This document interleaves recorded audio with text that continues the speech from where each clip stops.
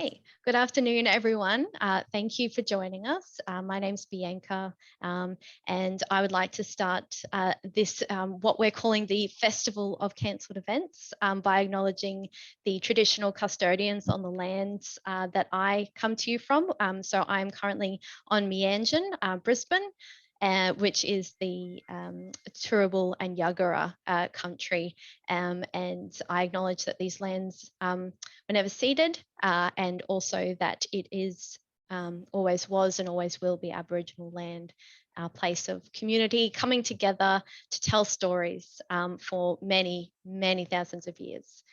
So it's my pleasure to be with you this afternoon.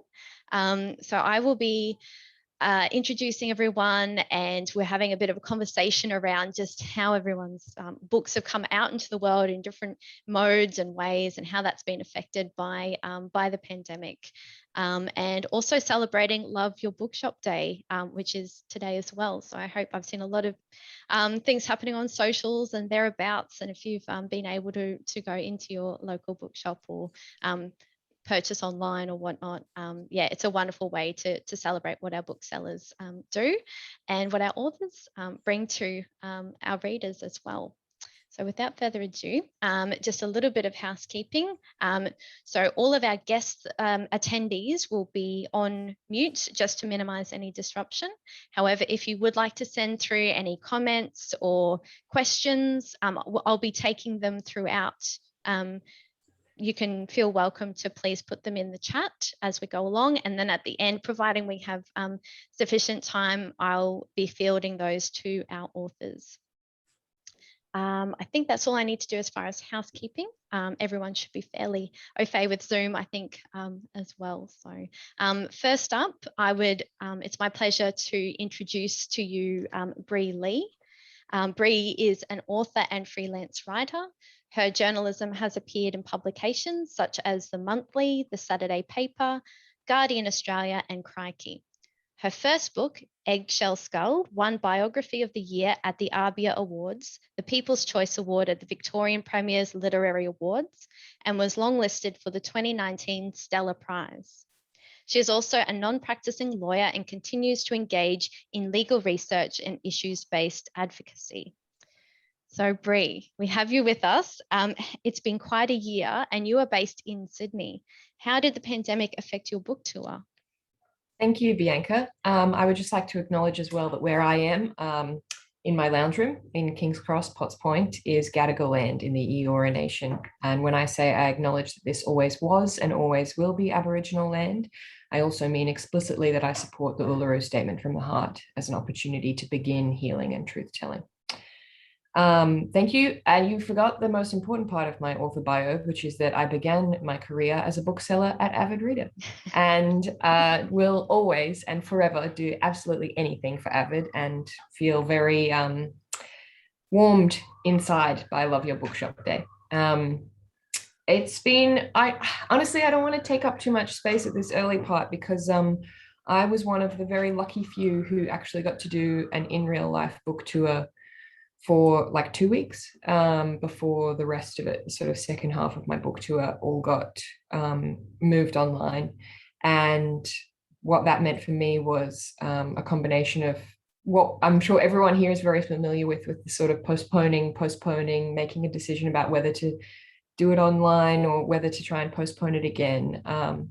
And, you know, we all spend usually multiple years working on a book, and to have that sort of final end point of it not go the way you hope it might, especially I think for debut authors. I just want to acknowledge how tough that would have been. And so for me, I did get to tour for a couple of weeks, and I'm very grateful for that.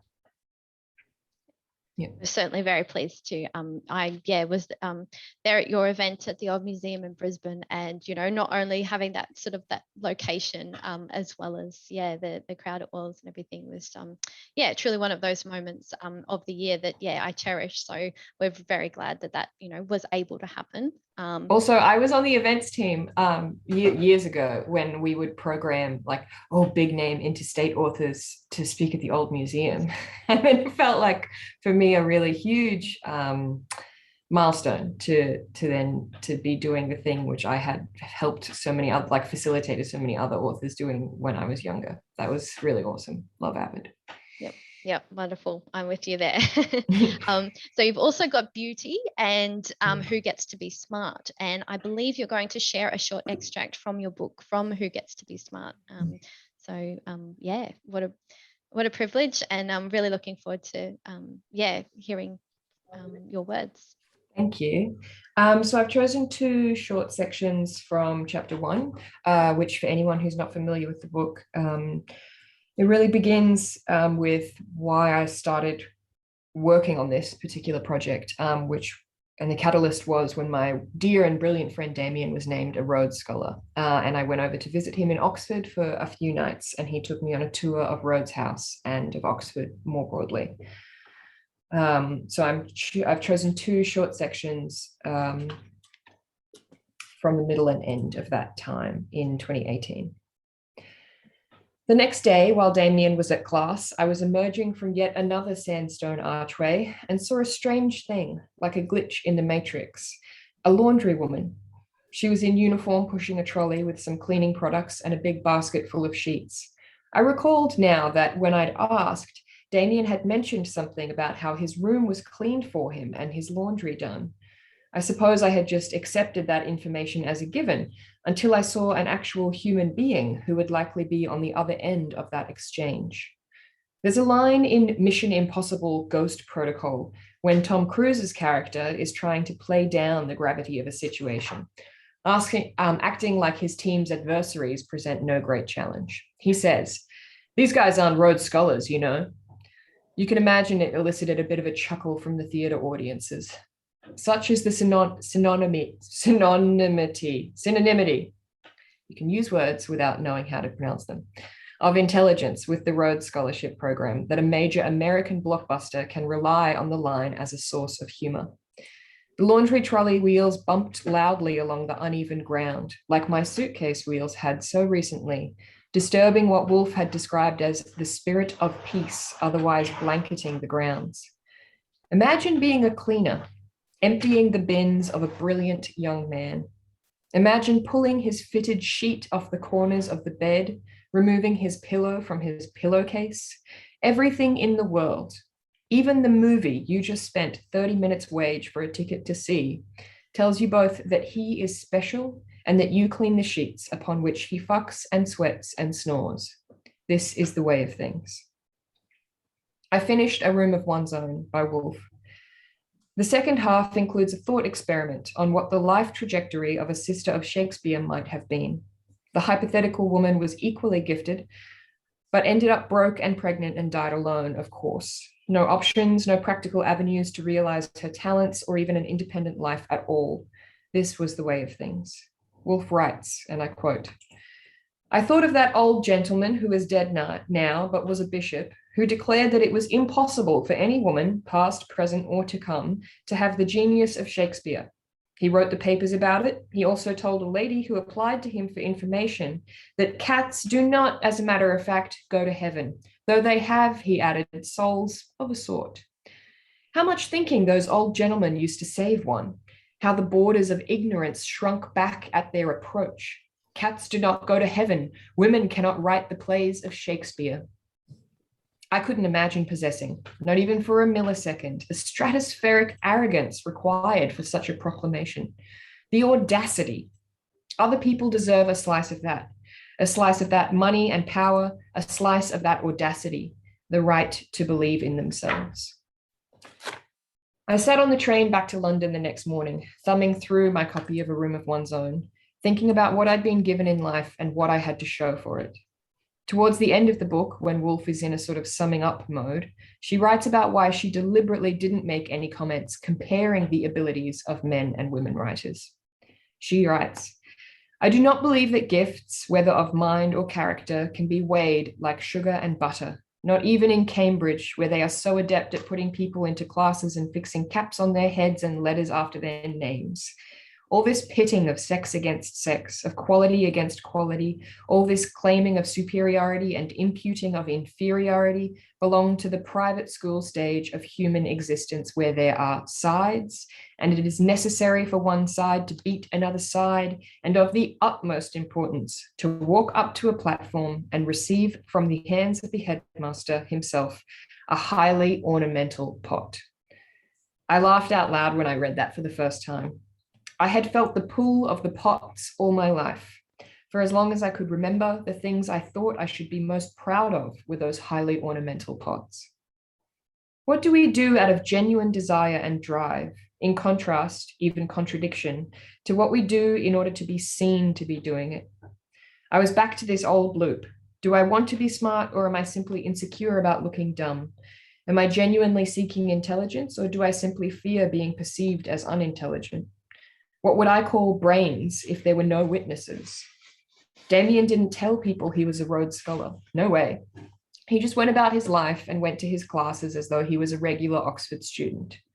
You'd like to think you'd do the same, wouldn't you? Though it'd be easier if the discrete option was regular Oxford student, I supposed.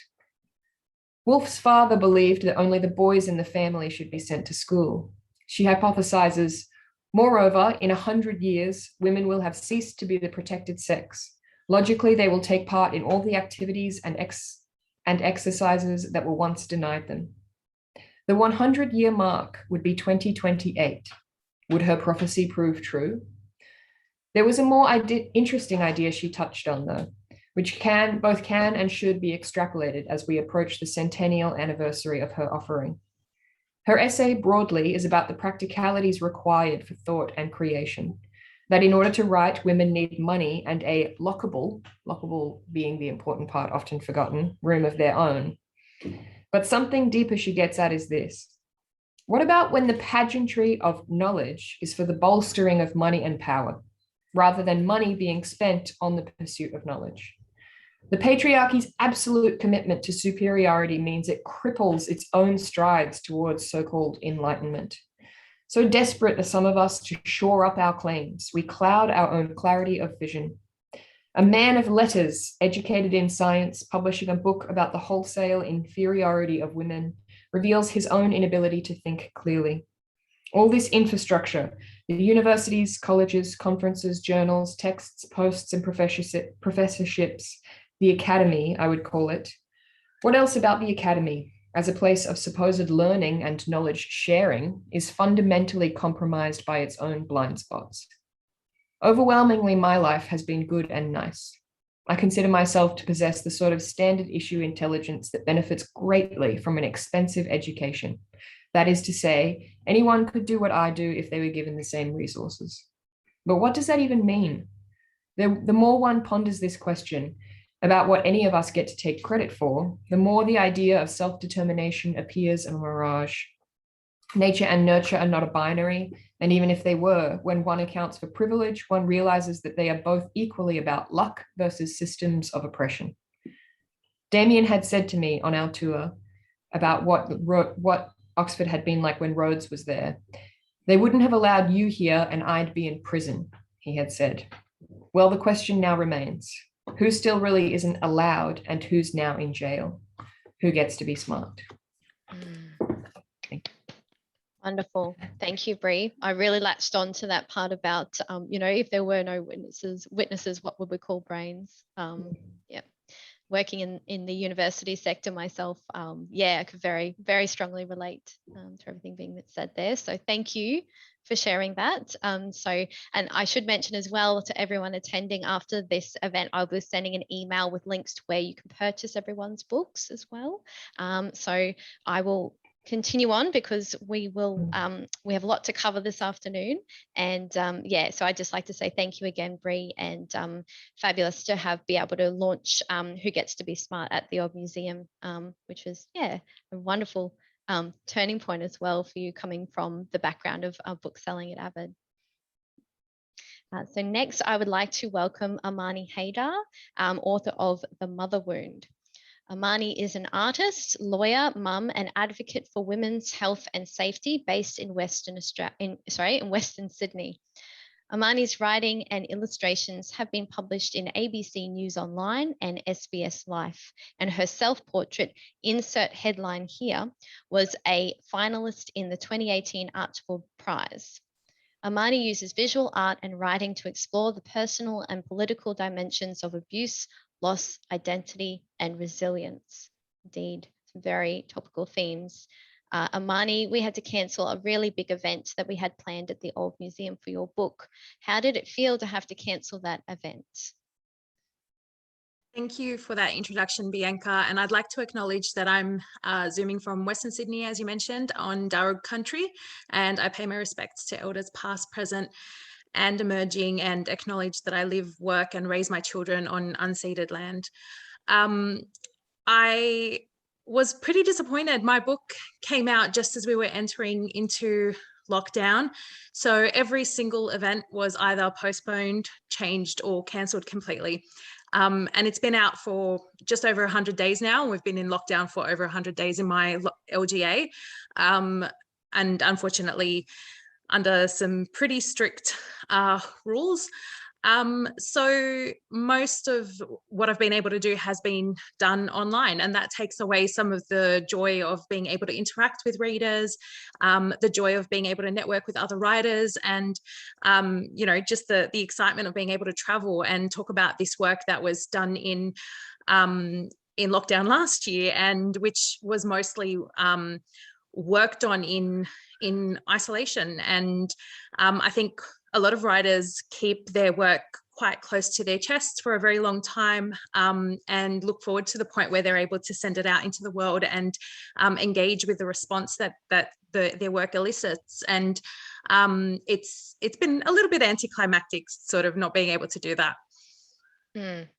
I'm sure. Yep, absolutely. And especially sort of like you said, that medium that, you know, not only communicating sort of your art through words, but visually as well. Do you think that that type of isolation has changed what you're producing, what you're bringing out to the world a bit? Definitely, yeah. So I'm in lockdown with 2 children, and my productivity has obviously really suffered in the circumstances.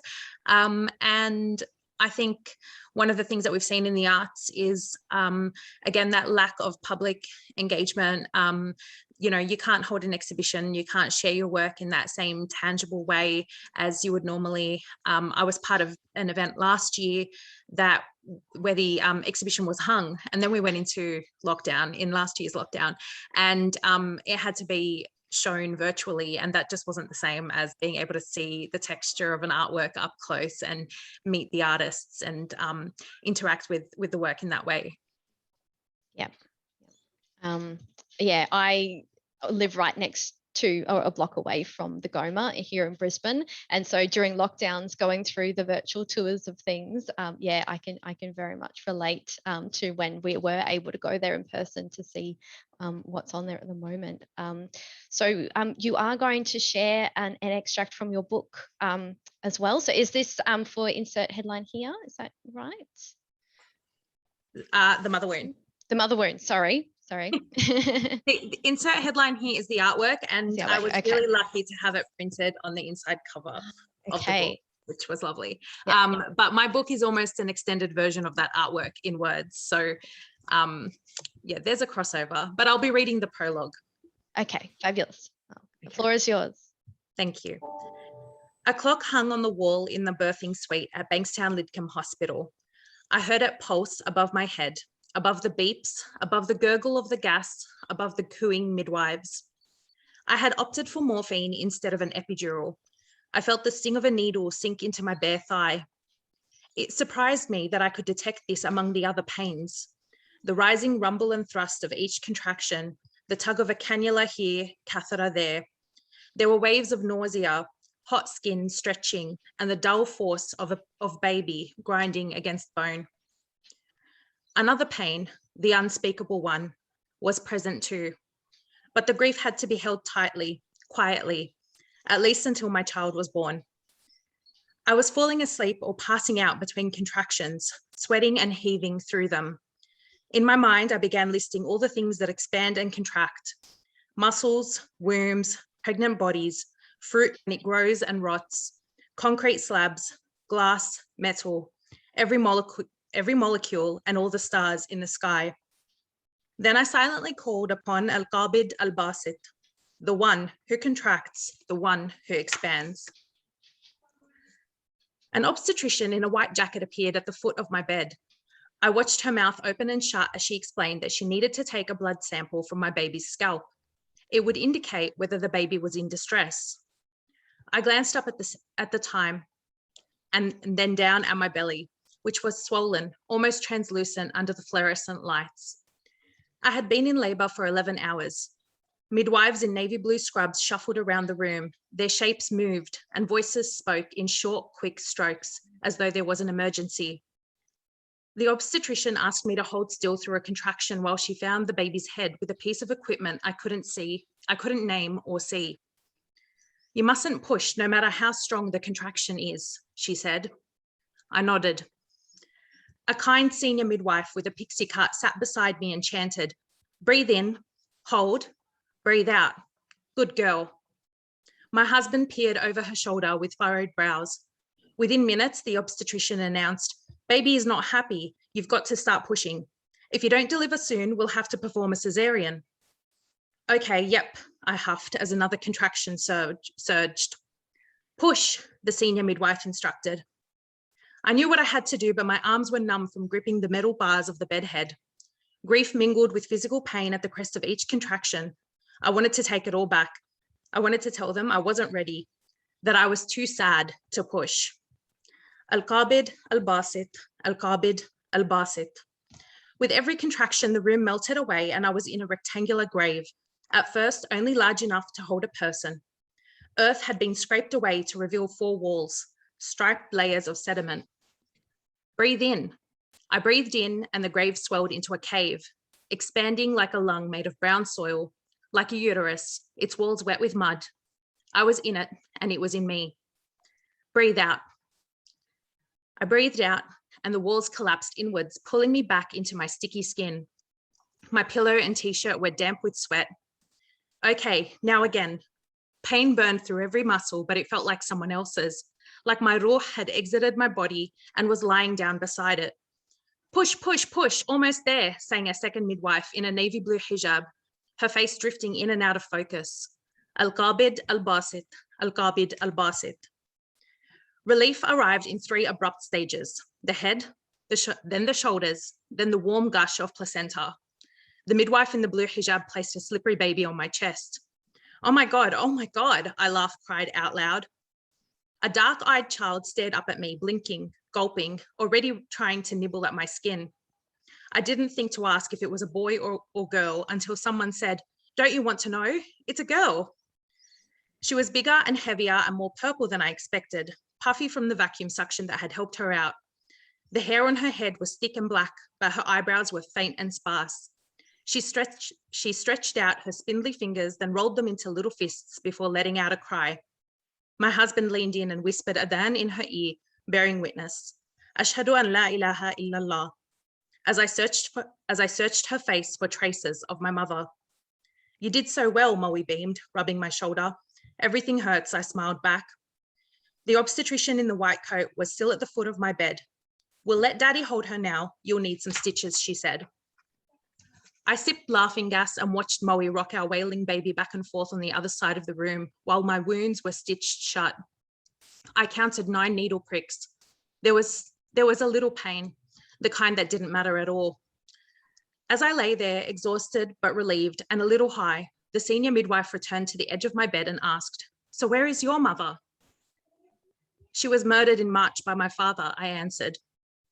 The midwife's smile flattened and her eyes widened. She patted my thigh and said, oh, I'm sorry, darling. Thank you, I replied, grateful for the acknowledgement. I'm so happy to have a daughter. I'm from a family of strong women. Wow, that was just that description, and that really, I was transported and I felt like a physical sensation with the needle pricking and all that sort of thing going on. There was so much there. Thank you so much, Amani, for that very visceral and grounding reading. Thank you. yeah, I think we're going to have a lot of different sorts of types of stories with us this afternoon. So thank you, and storytellers. So thank you very much. Would you like to do a shout out for your local bookshop as well for Love Your Bookshop Day? My local bookshop is Lost in Books in Fairfield.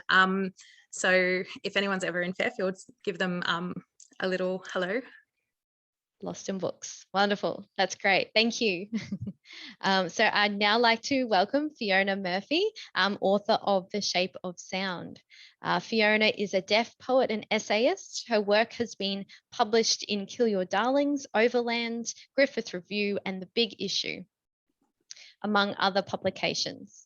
In 2019, she was awarded the Overland Fair Australia Essay Prize and the Monash Undergraduate Creative Writing Prize. In 2018, she was shortlisted for the Rochelle Prize and highly commended by the Wheeler Centre Next Chapter program. Welcome, Fiona. Thanks for having me. So, Fiona, you talk about accessibility in your book. I'm wondering if doing all your events on Zoom actually makes events more accessible for the deaf community and deaf authors and readers. Yeah, very interested to hear your take on accessibility. Yeah, great question. I'm zooming in from Darra Gungan Darra land up in the Blue Mountains in New South Wales. It's kind of been a mixed bag, to be honest. In some instances, it's opened up the world, if not Australia, kind of time zones, and being able to just hop online without having to contend with travel. Which has been great because I work full time. So it's kind of been quite easy to kind of slot things in without having to take leave. I'm a healthcare worker and they kind of stopped leave quite a while ago. So it's been quite handy to be able to keep promoting the book around work. In some instances, accessibility is incredible when captions are set up, when there's good lighting, no background noise. It's quite good for me. But then there is that element of just fatigue and things like that. So not all events are necessarily set up well.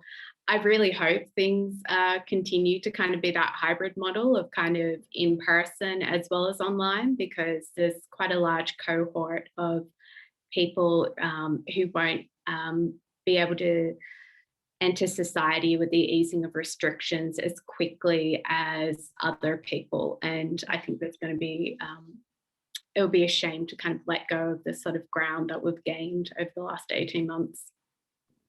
Yep, completely. Yeah, I see what you mean there for sure. I certainly have an appreciation. I live right opposite the Queensland Theatre, and often highlights for me are going to a performance where they have the Auslan interpreters, being such an essential and, part of that as well. So I'm very, grateful to be able to join events sort of as soon as I get home and not having to worry about the commute as well. So it has opened up a lot more possibility in that way. So I believe we're going to hear a bit from your book as well. So this is from The Shape of Sound, is that right? Yeah. It's just from right at the beginning. I think the pandemic, because I wrote most of it last year, meant that it's quite fragmentary, I think, because my brain was slightly melting, like all of us last year. So this is from early in the book in a short essay called In Waves, a very short essay fragment. My deafness became unmissable when I was learning to swim. Every week from when I was 5 until I was 7, Mum took me to swimming lessons at the local community centre in Villawood, Western Sydney.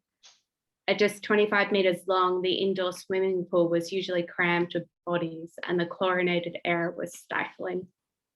I would bob along the edge, never wanting to be more than an arm's length from safety. The swimming instructor gathered her handful of students into the shallow end where our feet could almost touch the tiles on the bottom. Her torso rose high out of the water, so even now I can't picture her face. She taught us how to kick off the wall and rocket forwards, our arms and legs stretched long. Mostly I just remember hopping on the spot, trying to keep my feet in contact with the tiles. Eventually, the instructor approached Mum and said that I seemed to be having trouble hearing, that I rarely followed her instructions and was either in distress or drifting aimlessly through each lesson. Over 2 decades on, my body is still not calm in water. I'm proficient at swimming, but I feel unanchored and exposed, and my deafness remains unmissable. Sound travels in waves. More often than not, when people actually hear sound, it's at the moment of impact, when waves collide with the eardrum. This is the noisiest, most insistent part of sound. But what about before then? What about the buildup of all that energy and motion? Silence can be just as chaotic and momentous. Sound is more than noise, in the same way as nobody ever thinks of the sea as simply being the shoreline. The sea is wider, deeper, more complex than waves swamping against rock or sand. So why are sound waves only ever talked about as noise? The prevailing assumption is that deaf people hear nothing, that they don't experience sound at all. Silence is often described as thick, blanketing, golden, constricting, suffocating, oppressive, impenetrable. These are the words I use when I talk about sound. I feel sound rolling over my skin. I see it shimmer off of other faces. I taste it in my mouth. Sometimes it is all too much. I grab onto walls, back myself into corners, and try not to be pulled under.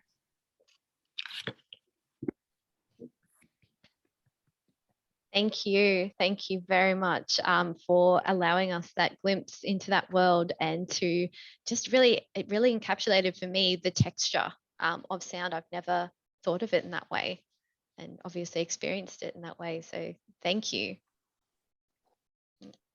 How far through into, is that the beginning, sort of start of the book, or is that a little bit? Yeah, that's I think about 10 pages in or so. And if this was a live event, which would be fabulous, I would be the person in the corner kind of going shepherd away, or like pulling one person in at a time. Fantastic. Again, congratulations on your book. And if you would like to do a quick shout out to your local bookshop or indie bookseller. Yeah. The Turning Page in Springwood, the Blue Mountains, is absolutely gorgeous. Well worth the visit. I think, yeah, anywhere in the Blue Mountains would be definitely, it's on my life's ambition to go to Varuna. So if you've been there as well, anyone's been to Varuna, yeah, it looks like an amazing place. Thank you again, Fiona. So next up, we have Clem Bastow. Clem's writing appears regularly in the Saturday paper and The Guardian, and she has written extensively for The Age, the Sydney Morning Herald, and The Big Issue. She co-wrote and co-presented the 2017 ABC podcast Behind the Belt, a documentary deep dive into professional wrestling. And in 2018, she co-produced the first wrestling death match to be held on Tasmanian soil, Night Massacre, for Dark Mofo. She holds a Master of Screenwriting from the University of Melbourne, Victoria College of Arts, and teaches screenwriting at the university there in Melbourne. Her debut nonfiction book is Late Bloomer, which we held a online launch with Avid recently for you. Welcome, Clem. Oh, thank you. And I'm broadcasting in from cloudy, thunderstormy, unceded Wurundjeri Wurrung land here in Melbourne, in lockdown, still in lockdown. But it was really nice. The Avid Reader launch was one of my first online events. We had two in-person things in Melbourne, and at the second one, I remember saying to my friend, "Oh, isn't this great? I hope we don't go into lockdown again." And then the next day we went back into lockdown. So yeah, it's been an interesting time, I guess, like Fiona, because I was finishing my my kind of second draft during lockdown last year. I kind of had an expectation that there would be some or all online. So I wonder if maybe that made it a little easier, but it was still, I think, because we did get to have those two real life ones, then there was a kind of bittersweet quality to going back online after that. For sure. Yep. And I have to say, as far as memorable launches and that sort of thing, yours would have to be probably the most sparkliest. And colourful. And I'm so glad that's being carried through with your fabulous shirt today. So thank you. And I have to, I meant to mention before as well with Bri's background on her book. It's fabulous to see everyone's sort of, book displays and shelves. That is definitely a highlight for the bittersweet moment of being on a Zoom launch. So the question I'm putting to you, Clem, is your book is about being diagnosed. Sorry, this is Late Bloomer. Your book is about being diagnosed with autism late in life. Has your autism affected the way you deal with the hurdles the pandemic has thrown at you? So a little bit of a different question. Yeah, absolutely. And actually, because of that, I'm going to read something from a bit further into my book, because I kind of wanted to reflect a bit of that.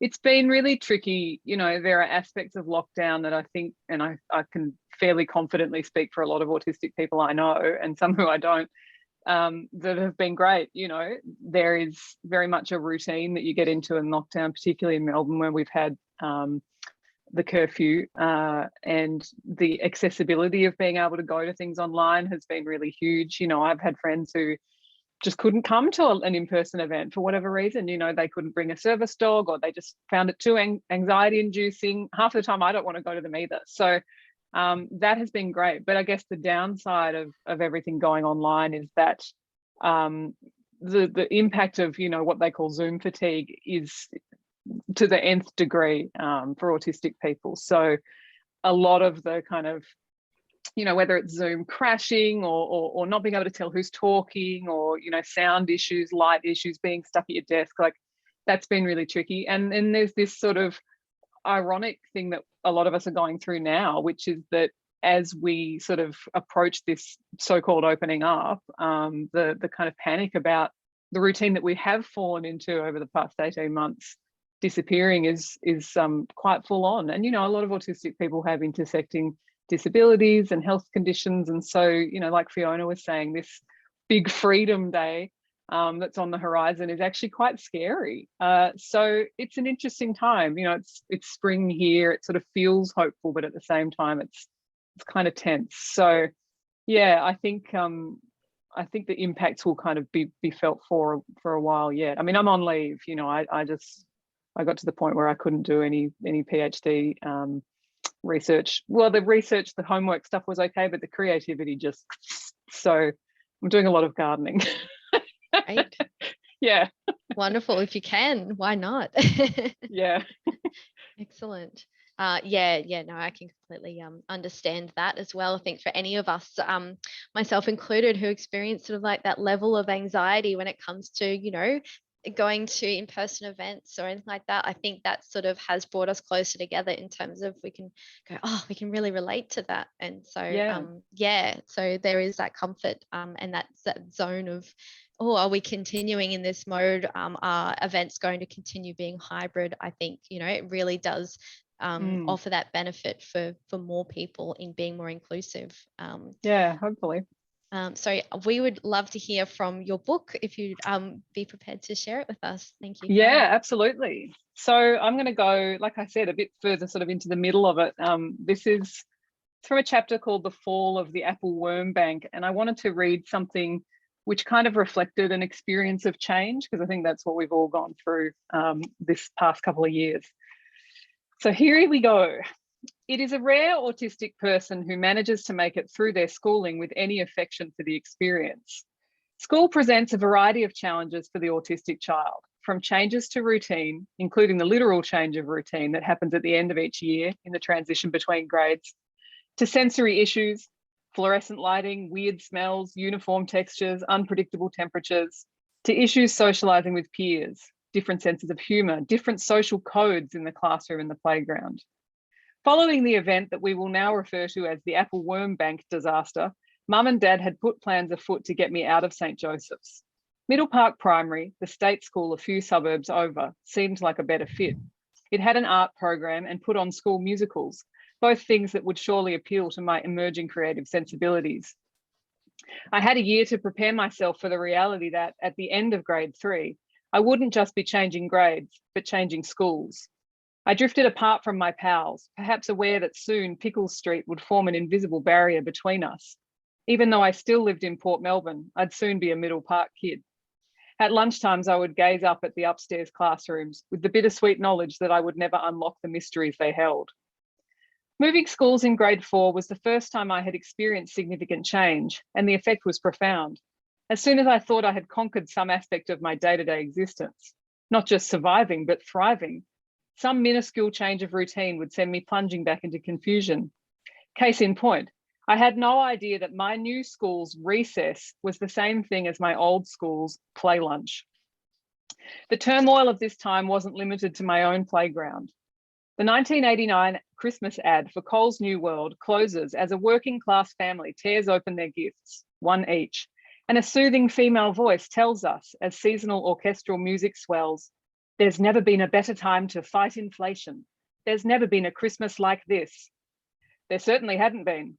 Purchasing power, about the only power poor people have, plunged by 7.43% in 1989, meaning that buying the same item would cost 7.43% more than it did during the celebration of a nation the year before. Standard variable home loan interest rates had hit an all-time record of 17% per annum in June 1989, a high that continued until April 1990. September quarter accounts indicated a contraction of 1.6%, and in November 1990, Paul Keating addressed the National Press Club. The first thing to say is the accounts do show that Australia is in a recession. The most important thing that this is a recession that Australia had to have.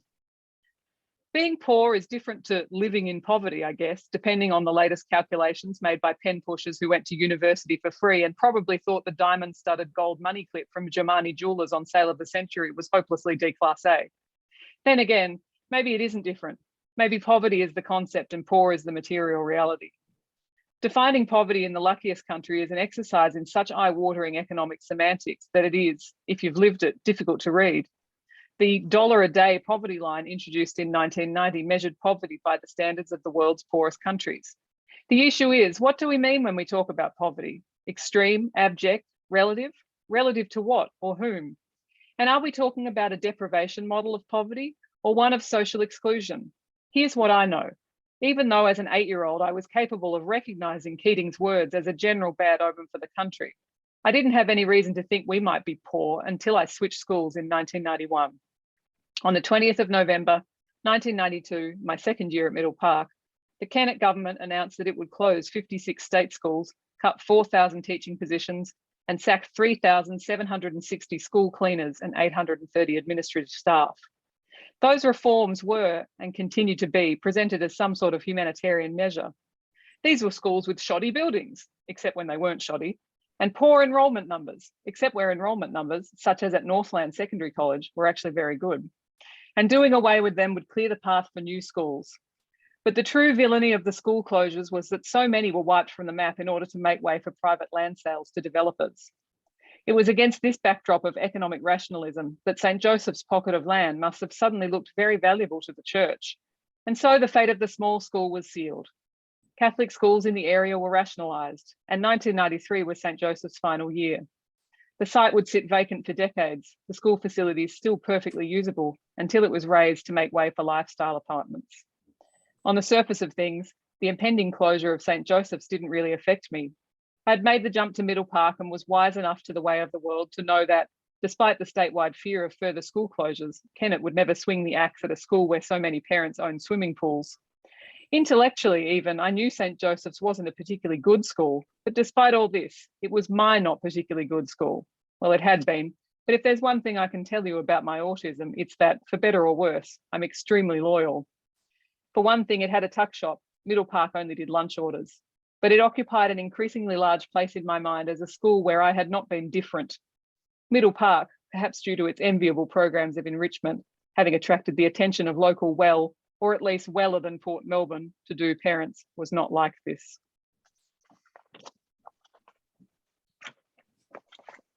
Thank you so much for reading that excerpt to us, Clem. Yeah, wow, that was very interesting. Just as far as like, I sense are you a bit of a stats numbers person? No, funnily enough, as I was reading that, I was like, this is really stat heavy, but No, there were just some areas in the book that I was like, I need to lean on the numbers because, you know, autistic people are usually object and not subject. So it was sort of a political thing to use a lot of stats to indicate that, you know, this is how we're usually talked about. But in that case, it wasn't to do with autism at all. So there you go. But even I mean, you know, reflecting on the idea of moving to a different school and suddenly having to grapple with different terminology like recess not being the same as big lunch or something like that. Yeah, Thinking, yeah, totally for different. me, it was big lunch and little lunch. That's all I know. Apologies, I got some background noise with the sirens, but hopefully that's not going to interfere too much. I might just wait for that to pass. I'm just going to go to the side here and close the curtain because I'm having this brilliant stripe of sunlight just come down my face at the moment. So I'll be back in just a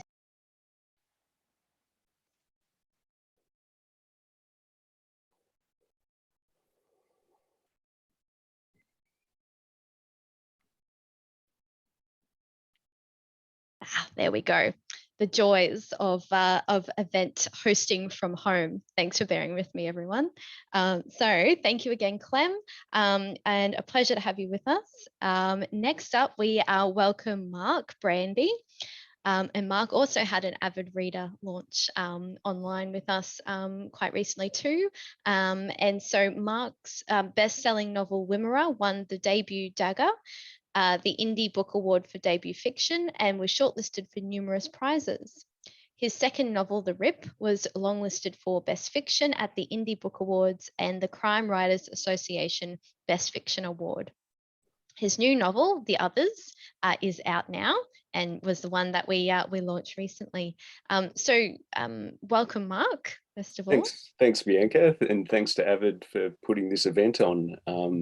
It's a shame we can't be up there, but you know, it's the next best thing. Absolutely, yeah, for sure. What can you tell us about your book promotion, how it's been affected, and what was it like to bring it out in the world in a were you in lockdown at the time? What was happening? Yeah. I think it was in July that The Others came out. So there's just this narrow window of being open here in Melbourne. So I managed, I think, to have a couple of in real life events before things started to shut down again. So it's all been a bit of a drag. I think, like Bri was talking about earlier on, you know, you went through this process of trying to postpone and, you know, reschedule events and all this sort of stuff, and then eventually everything just collapsed. But you know, a lot of stuff moved online, which has been great, including the Avid event, of course. But I suppose I try to keep a bit of perspective about it, you know, looking at people in the performing arts and in other realms that have just been absolutely decimated by not being able to do events. And I think that, you know, for me, it was a weird kind of journey with events, because before I was published, I sort of thought, I never really thought about events very much, actually. I was just very much focused on the book. And then really terrified of doing events, actually, and having like terrible imposter syndrome at festivals and all that sort of stuff. And then over time, I sort of grew to really enjoy them. And one of the things that I miss most about not doing events in real life is actually meeting readers and hearing from readers directly, because they always bring their own interpretation to your work and have their own unique experience of it. And that's, you know, one of the coolest things about being published, I have to say. So, you know, I look forward to the day we can do that again in real life. Yeah, and we would be happy to welcome yourself and anyone, you know, everyone who's joining us this afternoon, of course, to come and launch your future next book of the decade avid reader, certainly, or, you know, in the city where where your local bookshop is, and particularly I think because you have had that experience of bringing out 2 books prior, is that right, to The Others? So has it been, I guess, received any differently, like you said, with the interpretation your readers take?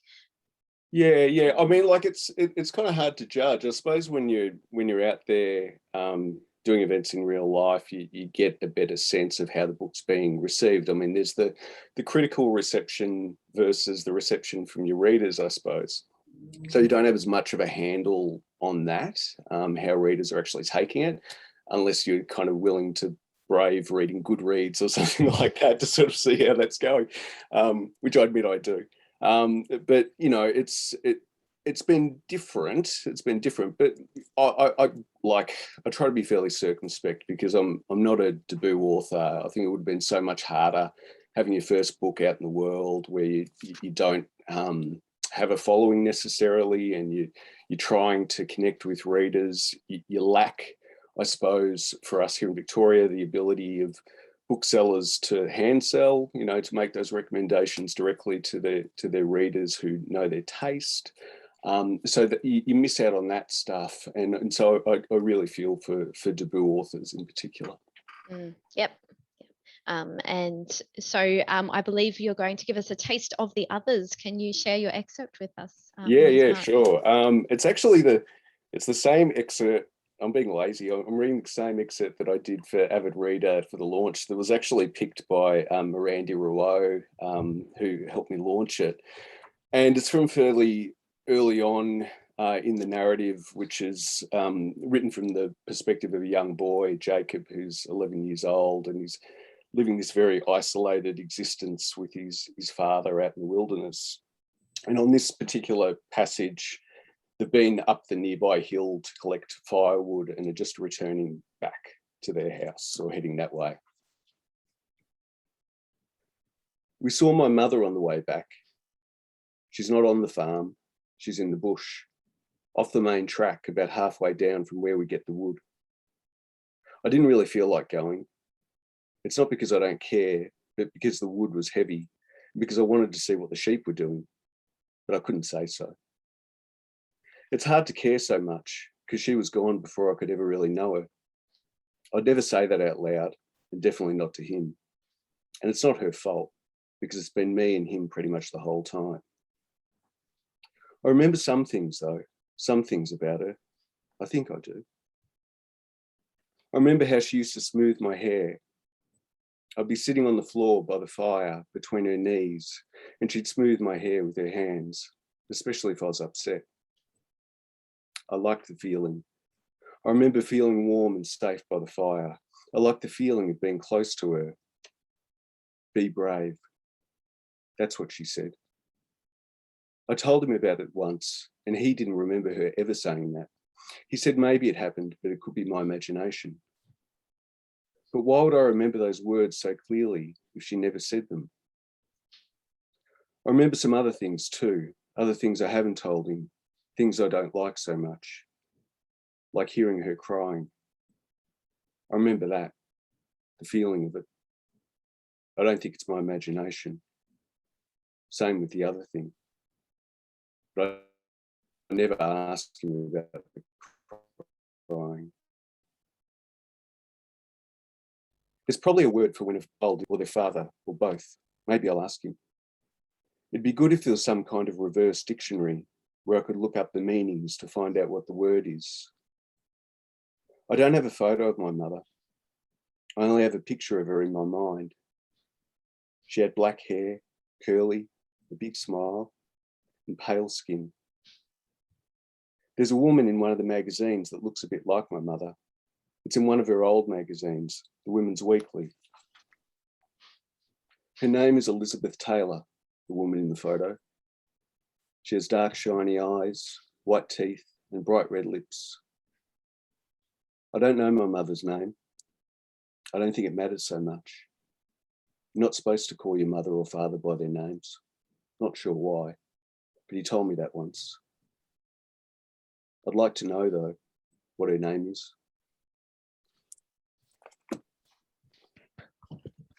Thank you very much for that, Mark. Yeah, I do recall sort of coming into that that world, the voice, and it was so nice to hear it actually read again. So thank you. Thanks, Bianca.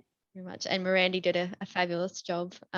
Yeah, as your in conversation partner this evening. I No, believe. she was a star. She's great. She also launched JP, your book the other week as well. So yeah. And caught you off guard on that reading. That was great. So thank you again, Mark, for sharing that with us. And that was from The Others. So our next author, I would like to welcome Jenny Valentich. And I'm just noticing the time as well. So if you're okay to bear with us, we're going to keep going to make sure everyone gets a reading.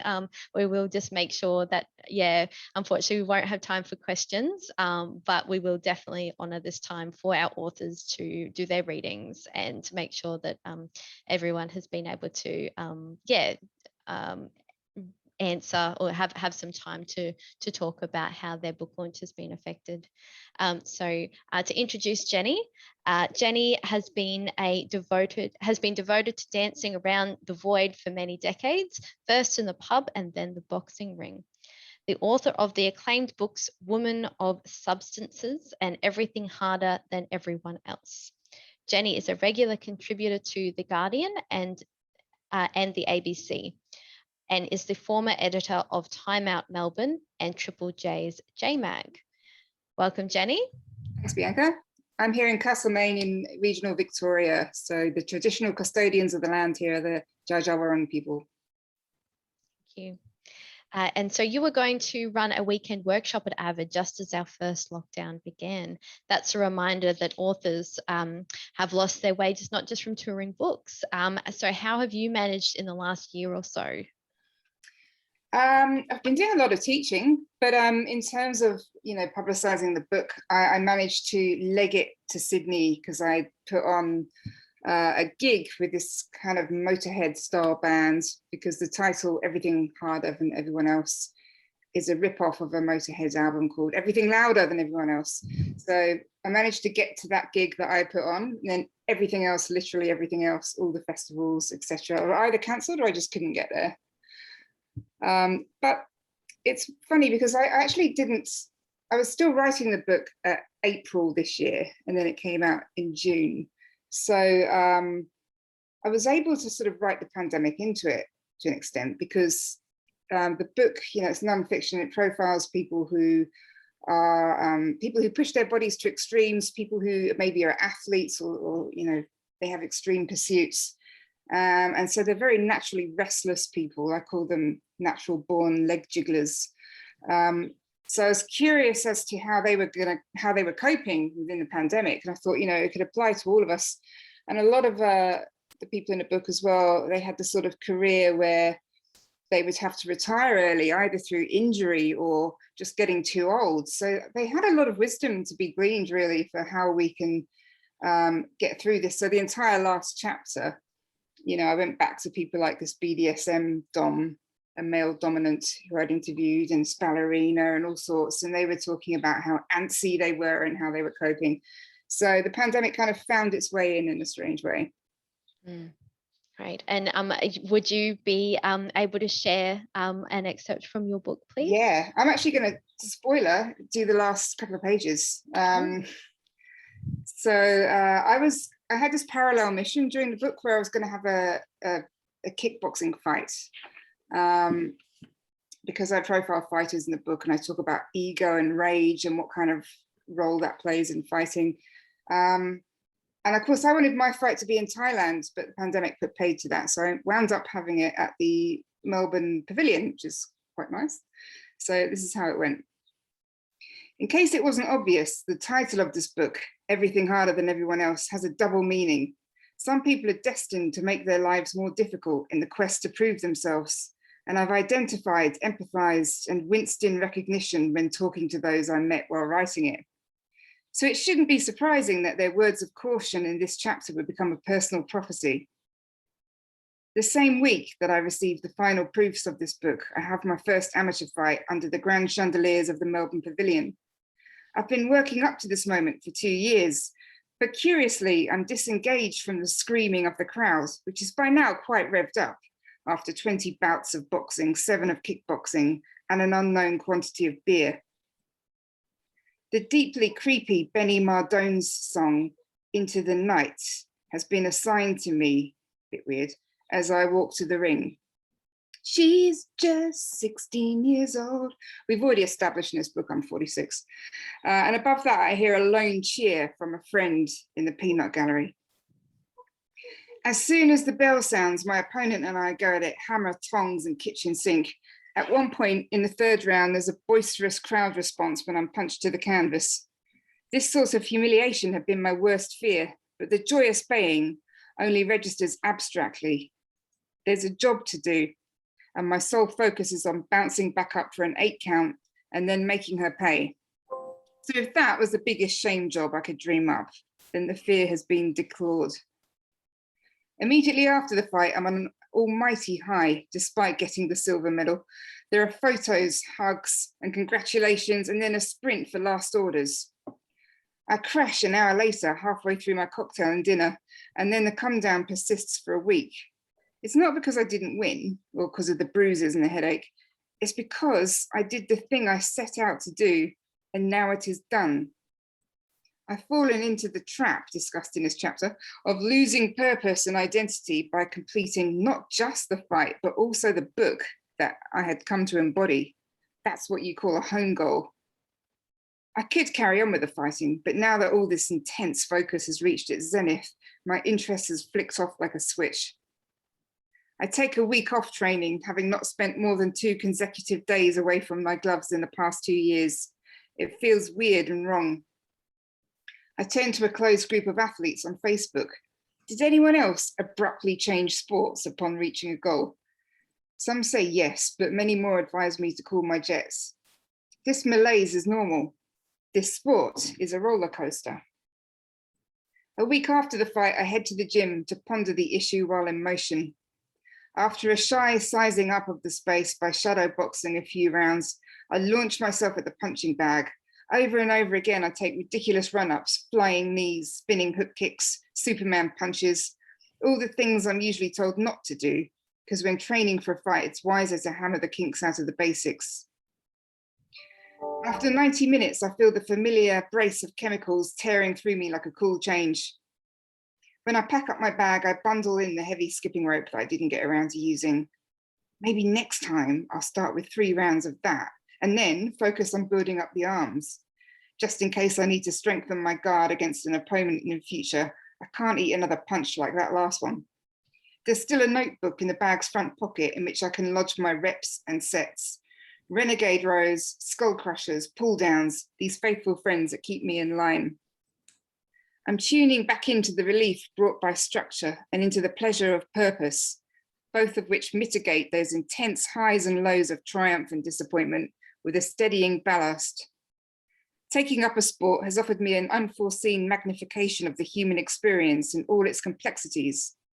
Is my choice of Muay Thai an extension of my youthful self-harm, indicative of some long-standing death wish? Every impact and concussion could be physically reinforcing a psychological message that's deeply ingrained. But pressure testing also feels fortifying and character building, and that paradox has been explored by almost everyone I interviewed for this book.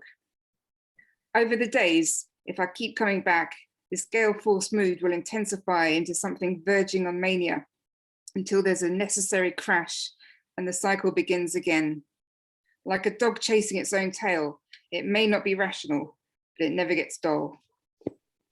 Excellent. Thank you. Thank you so much, Jenny. I love the, we got singing in there as well, we got a line, and I love the line, you know, when training, it's best to hammer out the kinks of the basics. Like, yeah. You don't get to do the fun stuff normally. But thank you so much. So that was From Everything Harder Than Everyone Else, and that one is out now as well. So thank you again. We will move on now to Sophie Green. Sophie is an author and publisher who lives in Sydney. She has written several fiction and non-fiction books, some under other names. In her spare time, she writes about country music on her blog, Sunburnt Country Music. She has been practicing yoga since 1993 and teaching since 2002. Sophie's debut novel, the inaugural meeting of the Fairvale Ladies Book Club, a top 10 bestseller, was shortlisted for the Australian Book Industry Awards for General Fiction Book of the Year and longlisted for both the Matt Rochelle Award for New Writer of the Year in 2018 and the Indie Book Award for Debut Fiction. The Shelley Bay Ladies Swimming Circle was also a top 10 bestseller. So Sophie, welcome. Thank you, Bianca. Thank you very much to Avid for having me. I'm on Barrogal land in the Eora Nation, lower North Shore of Sydney, and my local bookshop is Constant Reader. Yes, avid reader, constant reader. Fantastic. I love the synchronicity there. So Sophie, I was wondering what you're going to do, I guess, with the pandemic as a fiction author. Do you need to include masks and hand sanitizer in your next book? No, with the contemporary. The next book's already written and it's set in 1998, so no. Yeah, but I did make a reference to the forthcoming Sydney Olympics. Yes, Yeah. Wonderful. And what can you tell us about your new book that you've just brought out? So Thursdays at Orange Blossom House, I'll hold up because the cover, I'm very lucky to have the wonderful Kristen Moffat design my covers. It's actually set in far north Queensland starting in 1993, winter 1993. There is, the reason why yoga is mentioned in the bio is there is a yoga class in it. And a yoga teacher who is not one of the main characters, but who is the only character I've ever written who's like me, because I figured I wouldn't if I couldn't plagiarize the things I say as a yoga teacher to put in the book, who else would I get them from? So it's about three women, Grace Maud in her 70s, Patricia in her 40s, and Dorothy who's in her 30s, and they all have various things going on and they don't know each other at the start of the story. Right. Well, I'm very drawn to this setting already. Cairns was my hometown, and a big fan of yoga as well. So please, the floor is yours. We'd love to hear some. All right, so I'll start at the beginning. The house looks the same as it always has, as it looked when she was a wife here, when she was a child here, growing up in these sugarcane fields near Atherton that were once her whole world. The house probably looked like this when her father built it, replacing the more ramshackle dwelling his own father had constructed. Given how flimsy the wooden structure is, she is regularly surprised that it hasn't fallen down. A house on stilts like all the other Queenslanders around here. Ridiculous, really, that such a thing should exist. But it is still here, like her. From this position, she has a view of the cane and the hills behind it. Emerald green they are all year round.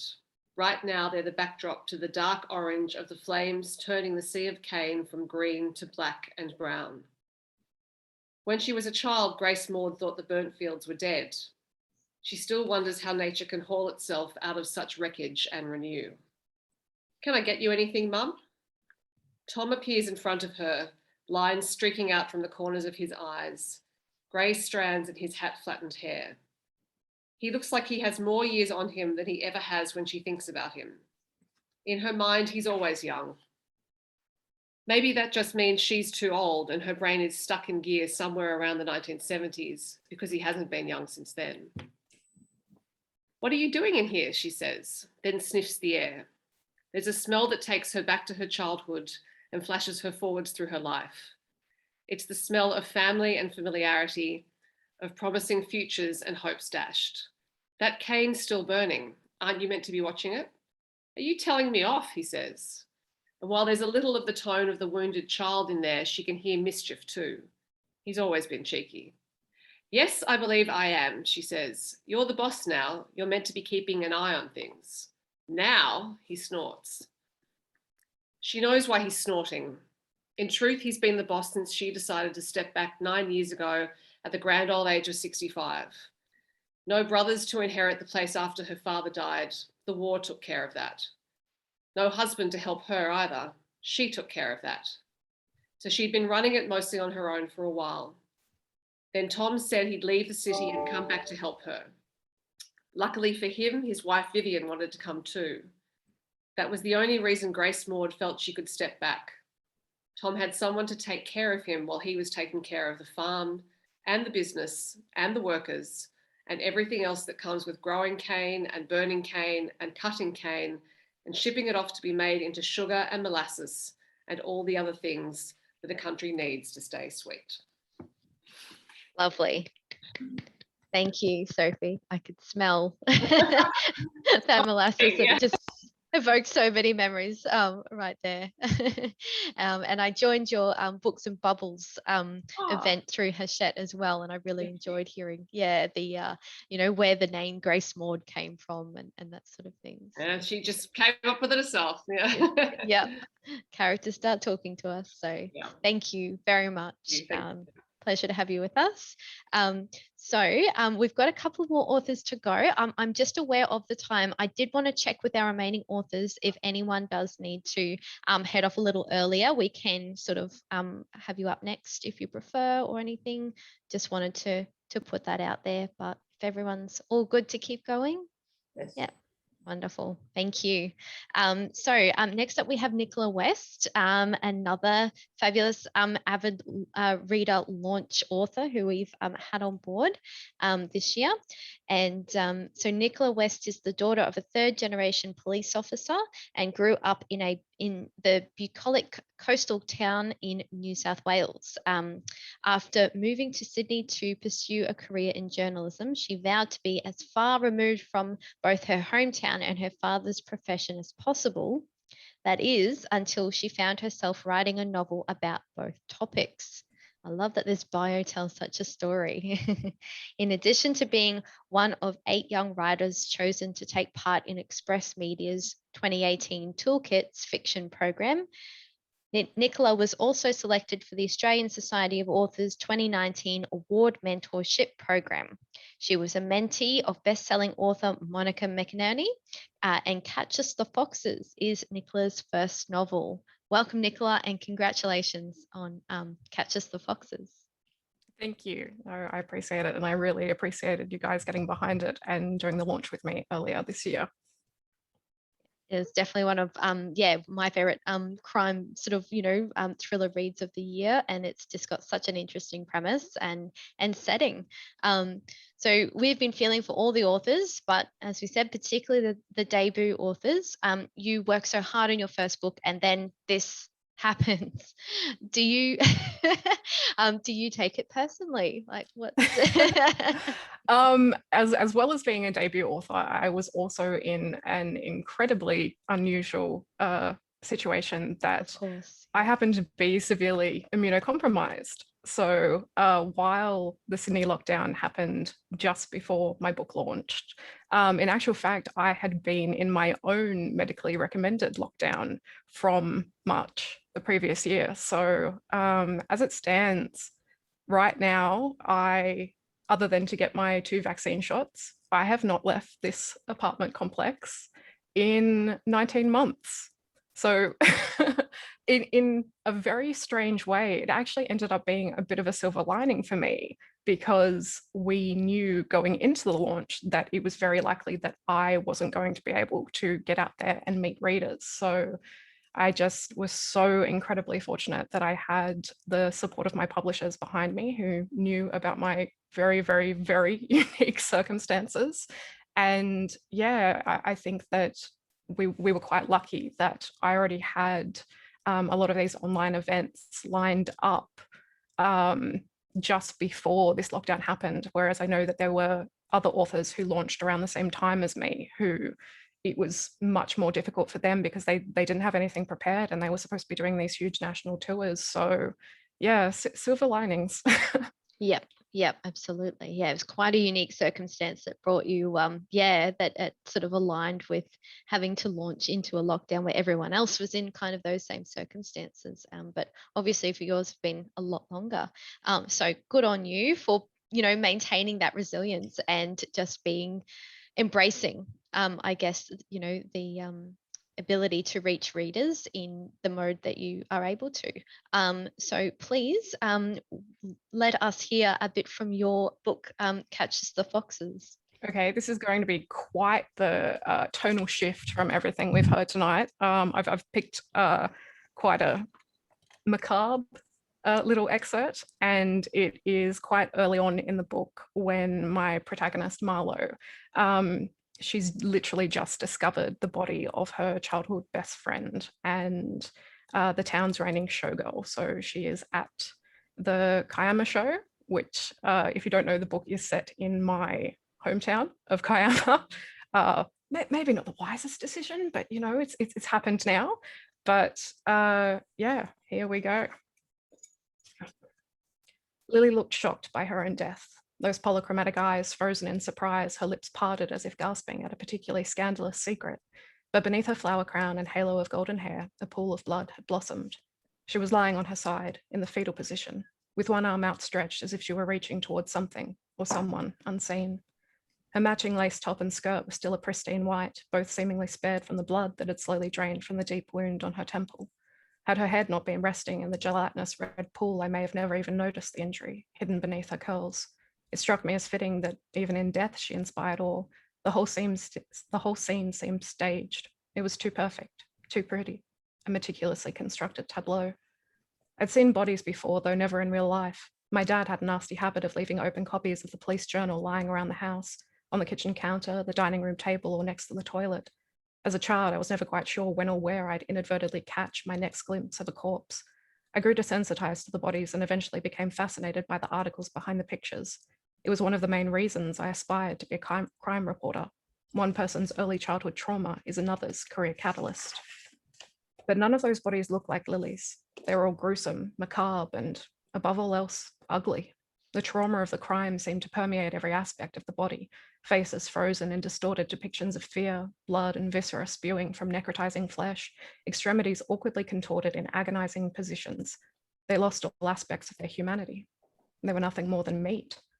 A surge of nausea overtook my body, and a watery, acidic feeling stung the back of my throat. I sprang to my feet and ran to the edge of the stables before projectile vomiting into a pile of pine needles. Above me, the fireworks kept erupting, the sound echoing around the stables like gunshots. When I turned back towards Lily's stall, I finally saw the ugliness. Lily's top had ridden up underneath her sash, exposing the small of her back. A patch of her skin was missing, but the wound didn't look fresh. As I walked towards her, I noticed 7 strange symbols had been carved around the flayed flesh. I could only just make out the markings when the fireworks exploded, and they faded into obscurity in between bursts. I looked around. The area was still deserted. I placed my backpack on the ground and carefully reached inside, retrieving my camera. I only took a few photos, enough to be able to see the markings clearly. My instinct told me they were the key to her death and the reason behind her fear on the ghost train. I was careful, though, trying to time the flashes with the fireworks so as not to draw attention. Looking at the symbols on the camera's screen, I struggled to recognize them. Some were letter-like, but others were made up of strange, intersecting lines. Much like the patch of missing flesh on her back, they didn't look fresh. In the distance, rapturous applause broke out. The fireworks had finished and the show was officially over. I removed the camera's battery and placed it in my pocket, so no one would be able to tell I'd taken the photos, before returning the camera to my backpack and slinging it over my shoulder. I had to tell my dad about Lily. Her killer must have been at the show when everyone was about to leave. I began walking away but hesitated, turning to take one final look at the body. I raised my hand to the shoulder Lily had rammed into earlier that evening. It was the last time I saw her.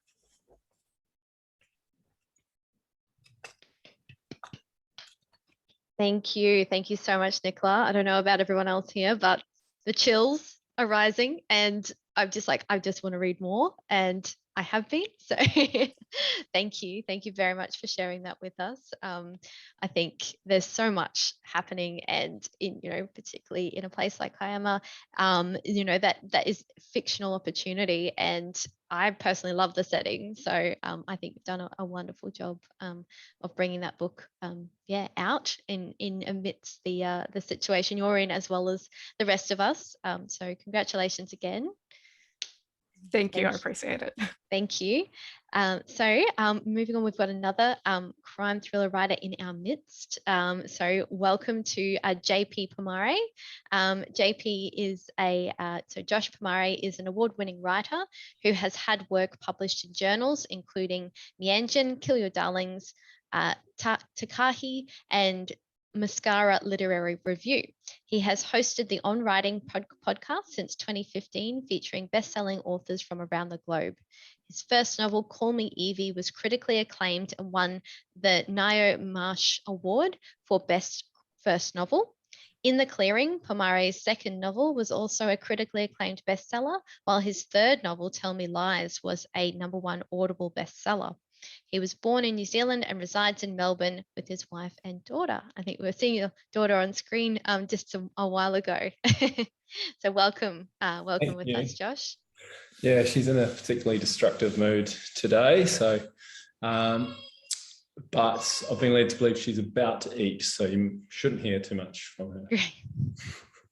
All right. So we just ran a Zoom event with you, as I mentioned, and after cancelling a real life event with you twice, I think we all know that Zoom is not officially, we've established that it's not the real thing. It's not as good. But I'm wondering, how, I mean, your current book is, the latest book is The Last Guests. How's it been bringing that out into the world at the moment? Yeah, it's been okay, I think. I'm pretty grateful that, that we're this deep into the pandemic, that everyone's pretty sort of proficient with Zoom and they all seem to run pretty smoothly. And, I never really, I hate these things, I really do, but I like it because it's avid. But I didn't think much about what Fiona said earlier, I'm pretty privileged. I've had both doses and I'm not immunocompromised, and so it's easy for me to say I hate them and, they're awful, but, even when things open up, it's still going to be pretty challenging and confronting for a lot of people to go out. So I appreciate that, it does offer that opportunity to people who love books, but, may not be able to get out to events for a long while yet. So, thanks for pointing that out, Fiona. And also it's awesome that I was supposed to do events with Fiona and Mark, and I think I've done an event with Caroline in the past, and it's quite cool that we've managed to all come together and do one in the end. Yep, definitely. No, I particularly enjoyed being part of your launch the other night as well, and enjoying the book. I've been listening to the you talk about it on podcasts and that sort of thing. So I think there's a lot of opportunity for readers to engage with not only the work itself, but the discussion about, behind the scenes and what goes into writing a crime thriller in itself. So without more ado, please invite us into the world of Kane and Lena. Yeah, cool. I'm actually going to just read the prologue. I'll try to keep it really short because we've all got stuff to do, and I think it's probably the best part. That's not really a spoiler. So this is the very beginning of the book. He is anybody, everybody, nobody. A black jacket, blue jeans, baseball cap and black sneakers. That's what the neighbours would see if they happened to glance out the window as he passed through the front gate and crossed the 3 meters of cobbled path to the front of the house. His heart is steady, his hand is still as he punches the code into the silver key safe bolted to the brick facade of 299 Hillview Terrace. 4139, then it falls open and he's staring at a simple silver key and a long brass mortise key attached to a key ring in the shape of New Zealand. He pockets the keys, pulls his hat lower and walks back to the rental car parked on the street. He opens the boot, retrieves 2 large suitcases and wheels them to the house. He scans the entrance. No cameras, no surveillance. He slides the keys into the locks, first the antiquated bottom lock with the long brass key and then the modern lock. The door swings back, an arm inviting him inside. He drags the suitcases over the threshold and closes the door behind him. Open plan, as sterile and neat as a hotel room, polished floorboards echo beneath his sneakers as he passes through the kitchen to the lounge room. Framed IKEA prints, a boxy couch that looks like it belongs in a furniture showroom, a beige rug. Outside through the sliding door, a tiled courtyard and a potted lemon tree sit in lukewarm sunlight. He checks out the other rooms. There's a study just large enough for a pine desk, a chair and a bookshelf. The bedroom is generous, a king-size bed, a flat-screen TV bolted to the wall and a wardrobe. He knows the place is booked this weekend and most nights next week. It averages 7 bookings a month, which isn't surprising. It's cheap and not far from the CBD. Most importantly, it's available for single night bookings. He sets both suitcases down in the living room and opens them to reveal a handheld vacuum cleaner, a number of white cardboard boxes, a cordless drill, screws, screwdrivers, chisels, a paint roller. He also has a plaster kit. His eyes roam the walls and the ceiling, his gaze coming to rest on the black pendant light fitting hanging down. Lights are good. People tend not to stare directly at them. He takes one of the 4 chairs ringing the dining table and places it at the centre of the room before climbing up to examine the elaborate bowl-shaped design. He lowers himself back to the carpet again and pulls a Bluetooth speaker from one of the suitcases. He puts on music, Paint It Black by the Rolling Stones. With the volume up high, he climbs into the chair again and begins drilling a tiny aperture. It's an expensive drill, much quieter than the splash of the cymbals coming from the speakers, the rolling thud of the bass drum. He hums the tune. Back down from the chair, he opens the white boxes, looking for the size he is after. Bingo, 3mm fisheye lens. He removes the camera about the size of a pen nib. He climbs back up, presses it into the hole in the light fitting and fastens it in place. I reckon I'll end it there. Thank you. Thank you very much for that, JP. So yeah, you can definitely catch, I should mention as well, for the authors who have launched through Avid Reader before online, you just hop on to YouTube, go to the Avid Reader YouTube channel, and you can watch their full launch back at any time. So I highly recommend doing that as well if you want to hear more from a particular author you've seen this afternoon. So thank you again, and I do recommend, that one is a very fast-paced crime thriller that it will definitely make you probably second guess about, booking your next Airbnb, but thank you very much. And last but certainly not least, we have with us Caroline da Costa. Caroline is the first woman to become a professor of obstetrics and gynecology in Australia, and she has been a major contributor to Australian women getting the reproductive health services they need. She is a professor at James Cook University in Cairns, editor of the Australian and New Zealand Journal of Obstetrics and Gynecology, author of 15 books, and mother of 7 children. So I haven't got that around the other way. that's definitely Definitely not. No. So welcome, Caroline. Would you like to speak to us about where you're coming from today and just a little bit about yes. Yeah, thank you, Bianca. First of all, I say I am an obstetrician. Full disclosure, I am not the obstetrician who was standing at the end of the bed when Amani went through the experience she described so beautifully, but I was glad that her obstetrician was both compassionate and competent and did not interfere too much in that wonderful birth. Amani, I really enjoyed that description.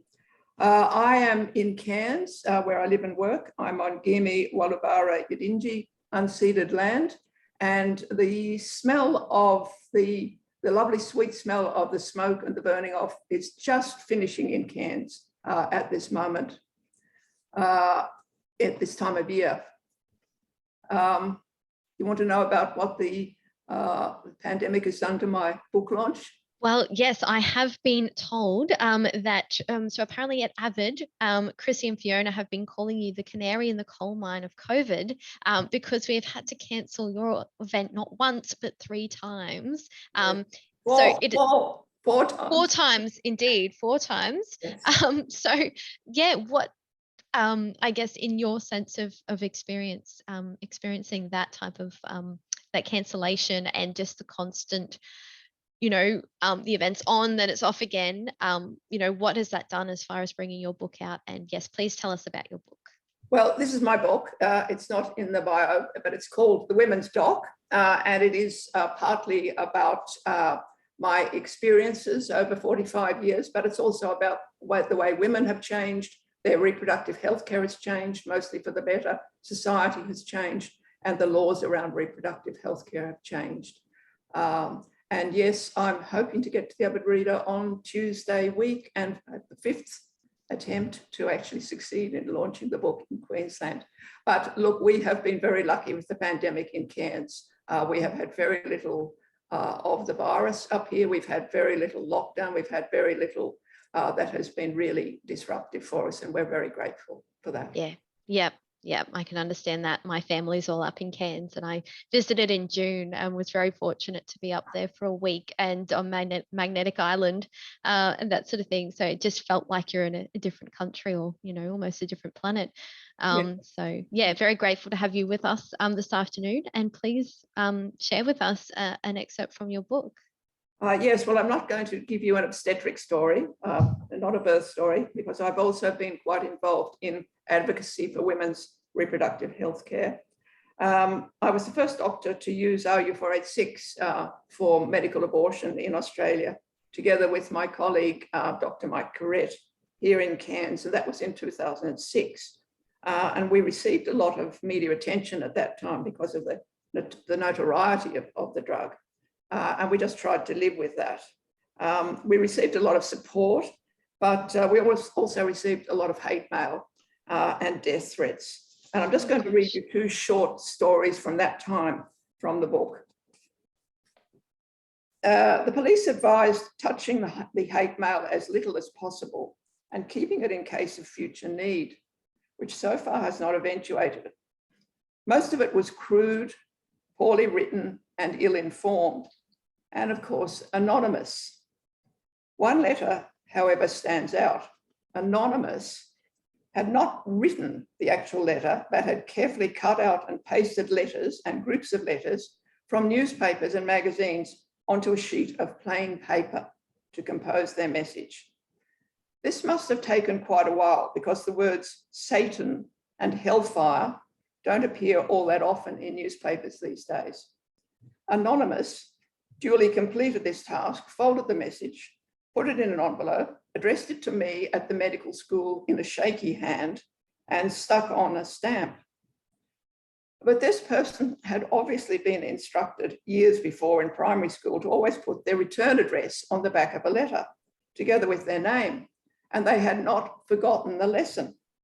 There it was on the flap, Anonymous's name at an address in North Cairns. I still have that letter somewhere in my collection in case the police ever need it. One other thing that happened was several months after we'd first begun offering medical abortion, I was walking over to Mike Corrett's consulting rooms, which is where we cared for women. As I reached the glass front doors of the building, an unmarked white van drew up at the curb and a man jumped out. He was carrying a white bag about the size and shape of a violin case, and he too was approaching the front doors. I went through those doors with some speed and reached the stairs leading to the first floor where the rooms were. The man also seemed to speed up and followed me up the stairs. With episodes of The Sopranos coursing through my mind, I almost ran down the corridor, the man close behind me. I was thinking that in Mike's room were Mike, his receptionist Irene, and probably our patient. What should I do? I banged on the door of the rooms, shouting out to Irene, "Be careful." Irene's response was simply to open the door, look at me very strangely, then turn towards the man who was now right behind me and say, "Oh, good, here's the laundry."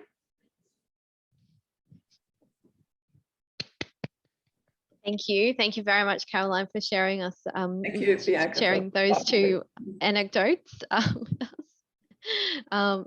Yeah, incredible, true stories, and just how that seems to happen. I don't know. Goodness me. So thank you again. And so the just hold up the cover of your book again for us, the woman's doc. Is that correct? You've got it there. Yep. Fabulous. And my bookstore is Cairns Books in Cairns Central. Yep. I Okay. also mention Wild Away, wonderful bookstore in Port Douglas. Port Douglas. Yes, it is definitely. All right, excellent. Thank you again for let's say not coming.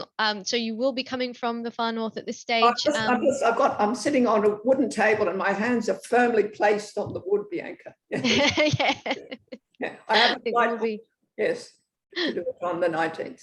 Yes. Yep. Fingers crossed for you, and the same goes for everyone that we've had along with us this afternoon. So I would just run through. We've had Bri Lee, Amani Haydar, Fiona Murphy, Clem Bastow, Mark Brandy, Jenny Valentich, Sophie Green, Nicola West, JP Pomare, and Carolyn da Costa.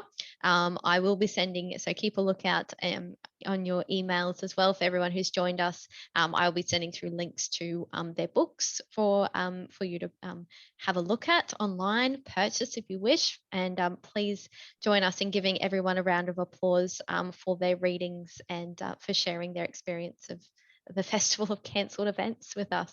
So, thank you. It's been a delight to host. We've definitely gone over time, but thank you so much for everyone for bearing with us and for giving all our authors that moment in the virtual sun to be able to share their words with us. It's very important to us, and especially on such a significant day like Love Your Bookshop Day. So let's keep these celebrations going, and everyone enjoy your weekend. I'm going to head off now so I can make the next event at Avid Reader, where we'll be doing a little local gathering of with our local authors as well. So I will head off and leave you to enjoy your evenings. Thank you again. It's been a pleasure. Thank you. Thank you. Thanks, Avid. Thanks so much, everyone. Take care. See you again soon. Bye.